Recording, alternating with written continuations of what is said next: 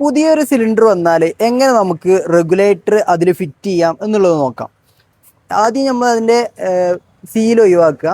അതിനുശേഷം ഈ ഒരു ക്യാബിൾ വലിച്ചതിന് ശേഷം ജസ്റ്റ് ഒന്ന് പൊക്കാനേ ഉള്ളൂ. ആർക്കും വലിയ റിസ്ക് ഒന്നുള്ള കാര്യമല്ല. ജസ്റ്റ് ഒന്ന് വലിച്ചു പിടിക്കുക. അപ്പോൾ അതിൻ്റെ ലോക്ക് ഫ്രീ ആവും. അതിനുശേഷം ഒന്ന് പൊന്തിക്കുക. അത്ര ഇത് ചെയ്യാനുള്ളൂ, വലിയ റിസ്ക് ഉള്ളതല്ല. രണ്ടാമത്തെ നമ്മൾ റെഗുലേറ്റർ, ഇതിൽ ബോൾസ് വരുന്നുണ്ട്. അപ്പോൾ നമ്മൾ പ്രസ് ചെയ്യാതെ അതിൽ കൊടുത്തു കഴിഞ്ഞാൽ കയറി പോകും, അതിൽ കണക്റ്റ് ആവില്ല. അപ്പോൾ നമ്മൾ ആദ്യം ചെയ്യേണ്ടതെന്ന് വെച്ചാൽ രണ്ട് ഭാഗത്തായിട്ട് ഈ റെഗുലേറ്ററിൻ്റെ ഒഴികെ രണ്ട് ഭാഗത്ത് 3 വിരൽ പിടിച്ചിട്ട് ഒരേ രീതിയിൽ പിടിക്കുക.